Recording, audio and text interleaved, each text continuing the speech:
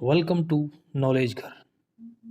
भारतीय संविधान की सीरीज में एक बार फिर से आपका स्वागत है। हम पढ़ रहे हैं भारत का संवैधानिक विकास। आज का टॉपिक है भारत सरकार अधिनियम 1919 मॉन्टेग्यू चेम्सफोर्ड सुधार। इस अधिनियम में सर्वप्रथम उत्तरदायी शासन शब्द का स्पष्ट प्रयोग किया गया। 1793 से भारत सचिव का खर्च भारत के राजस्व से दिया जाता था, किंतु इस एक्ट में यह प्रावधान किया गया कि भारत सचिव का खर्च अब ब्रिटिश राजस्व से दिया जाएगा।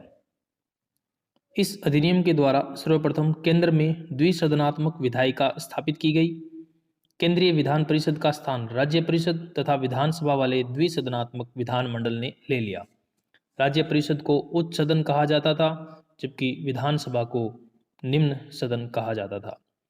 राज्य परिषद के सदस्यों की संख्या 60 थी, जिसमें 34 निर्वाचित तथा 26 सदस्य नामांकित होते थे।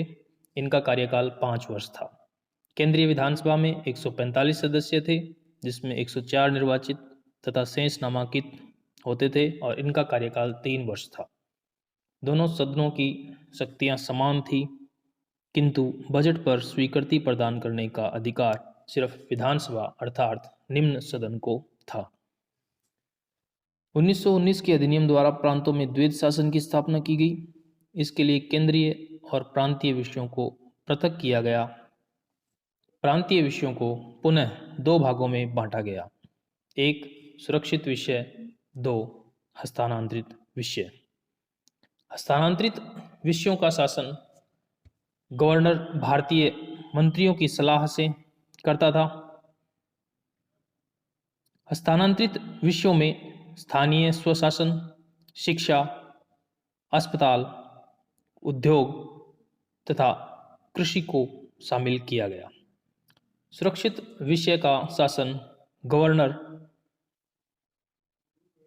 अपनी परिषद के सदस्यों की सलाह से करता था।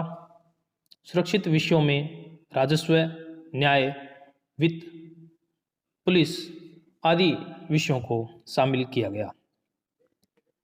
इस अधिनियम द्वारा पहली बार प्रत्यक्ष चुनाव प्रणाली अपनाई गई तथा महिलाओं को भी मताधिकार दिया गया।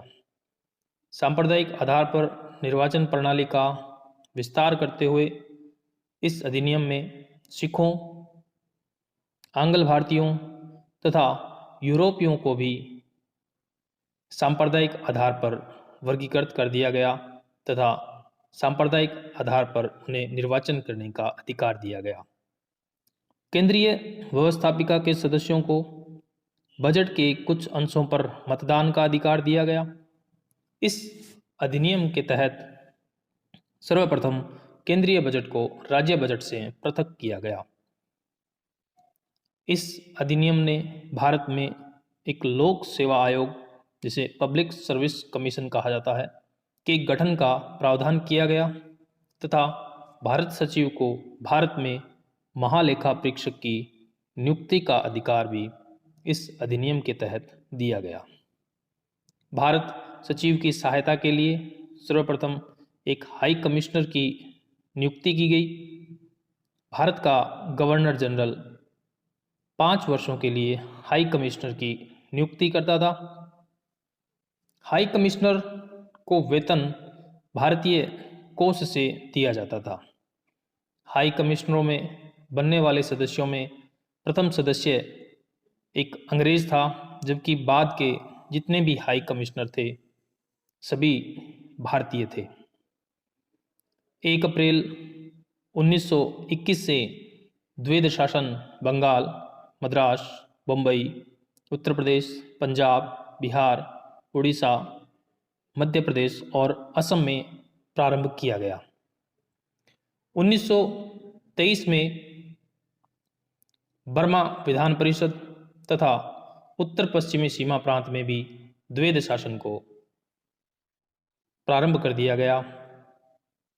द्वैध शासन की बात की जाए तो द्वैध शासन के जन्मदाता लियोनस कर्टिस थे।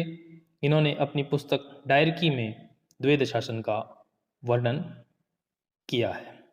हमारे साथ जुड़े रहने के लिए आपका धन्यवाद।